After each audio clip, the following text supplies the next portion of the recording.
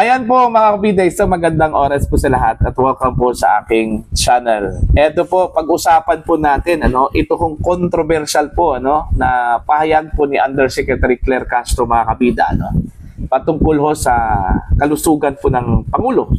Okay? Sinabi kasi niya mga kabida, mas reliable daw ito hong si PBBM kaysa dito ho sa kanya hong doktor. Pagdating ho sa kanyang health condition, mga kabida. Ganito kasi yon.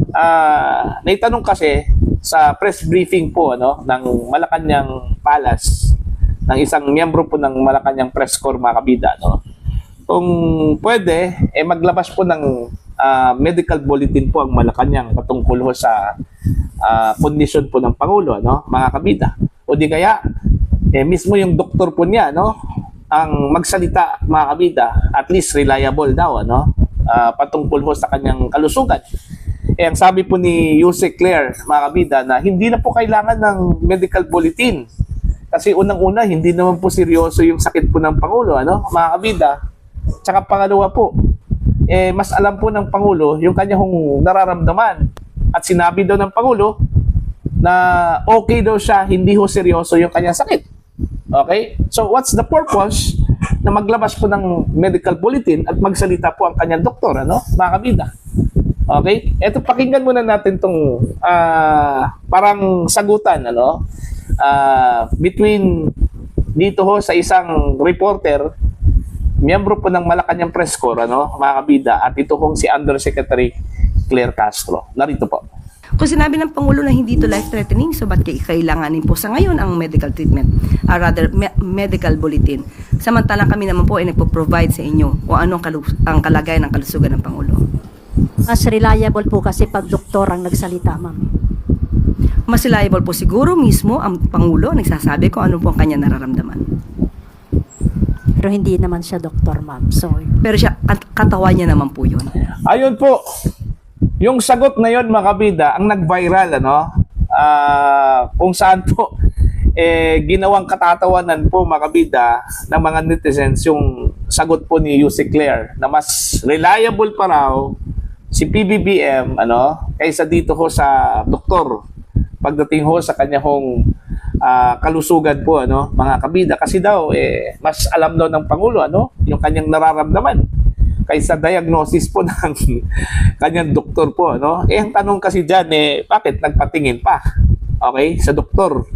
Kung alam po ng Pangulo yung kanyang nararamdaman po mga kabida, at mas reliable pa po ang Pangulo kaysa sa doktor, di ba? Yun kasi yung sagot po ni Yuse Claire, di ba? Bakit pa nagpatingin? Bakit pa kumuha po ng doktor itong si PBBM? Kung mas reliable pa pala mga kabida, ito si Pangulong Ferdinand Bongbong Marcos sa usapin po ng kanyang kalusugan po, mga kabida. Okay? For your information, naitanong kasi yan, yung question na yan, sa press briefing po mga kabida, yan po sa Palasyo ng Malacanang, dahil may kumakalat kasi ng mga balita sa social media na deteriorating na raw yung health ng Pangulo, Kaya tinanong po nila ito na mas maigi po siguro kung ang doktor mismo ng Pangulo ang maglabas ng kanyang medical bulletin. Okay? Kasi at least doktor, reliable, mga kabida, po. Pero hindi po natin inaasahan po na yun yung naging sagot po mga kabida, ni Yuse Claire, kung saan po mas reliable pa pala ito kung si PBBM kaysa dito ho sa kanyang doktor, mga kabida. Okay?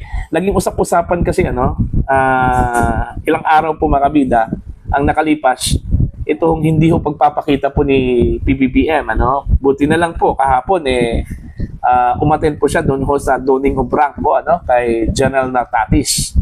Okay? Pero hindi ho napawi yung pag-alala po ng mga tao po, mga kabida, kasi ilang beses na po may mga events dyan sa Malacanang na hindi po siya nakadalo.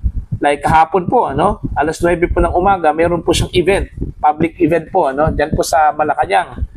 Pero ang dumano po mga kabida, nag-represent po sa kanya, ito hong si Executive Secretary Ralph Recto, Okay? Ang sabi po ni Secretary Ralph, pinayuhan daw ang Pangulo mga kabida na magpahinga. Pero umattend sa donning of rank, ano? Kay General Natatis, mga kabida, ano po? Di ba? Kaya nga, marami hong nagduda, no? Na baka naman po, seryoso po ito hong sakit po ni Pangulong Ferdinand Bongbong Marcos, mga kabida. Okay? Ni explanation mula sa kanya hong doktor kung gaano ba kaseryoso yung kanya hong sakit, mga kabida. Okay?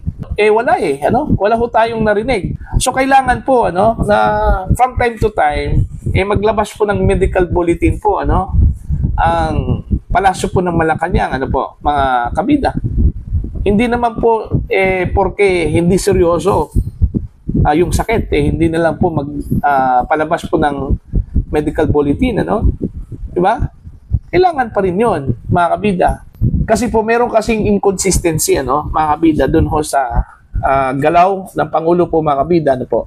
At saka sa kanya hong sinabi na mabuti yung kanyang kalagayan, wala hong problema, hindi ho seryoso, ano, mga kabida. Okay? At isa ho sa mga consistency po doon, yung hindi ho niya pag-attend sa mga public events po niya, ano. Twice na po yan, ano. Kung hindi ako nagkamali, doon ho sa, I think, Lawag ata yun or sa Leyte, ano? Kung saan po, ang nag-represent po sa kanya, ito hong si Congressman Sandro Marcos, yung kanyang anak po, ano, mga kabida. Matapos pumutok yung balita, no, na na-hospital ang Pangulo, mga kabida, dahil ho sa kanyang discomfort daw, ano, na nararamdaman, ano, mga kabida. Okay? So ito, kailangan pong seryosohin po ng Malacanang ito, ano, mga kabida. Maglabas po sila ng at least man lang medical certificate para malinaw po, mga kabida, na okay po ang Pangulo, wala po siyang problema sa kanyang kalusugan, fit po siya, ano, mga kabida, sa kanyang trabaho bilang Pangulo po ng Pilipinas. Kasi hindi ho biro yung pagiging Pangulo Alam po natin na busy po ang Pangulo, ang dami hong trabaho po, mga kabida, at in fact, sabi po ni Secretary Recto, dahil ho sa mga paperworks na kailangan ho tapusin po ng Pangulo, kaya hindi ho siya naka-attend kahapon sa nakaschedule sana na kanyang speaking engagement po, ano? Yan po sa loob po ng Malacanang Palasan po, mga kabila. Okay? So, medyo na surprise lang po ako dun ho sa sinabi po ni Yussi Claire na mas reliable pa po ang Pangulo, mga kabida, kaysa dito ho sa doktor. Okay? Yun kasi yung parang line of questioning ng isang reporter po, ano, kay Yussi Claire. Parang pinagtatalunan po nila kung sino po dapat ang masunod. Okay? When it comes to pagsasalita, mga kabida, kung malusog ba ang Pangulo, hindi ba seryoso ang Pangulo sa kanyang sakit, ano, mga kabida. Ang sagot po niya, ito kung si PBBM, kasi siya yung nakakaalam daw sa kanyang katawan. Dala-dala daw niya yung kanyang katawan, mga kabida, ano? Di ba? Oh. Pero ang dami hong nag-disagree po doon sa statement na yon, ano, ni Yussi Claire. Kasi sa totoo lang po, ang nakakaalam talaga kung seryoso bang sakit natin o hindi, ang doktor, hindi po ang pasyente.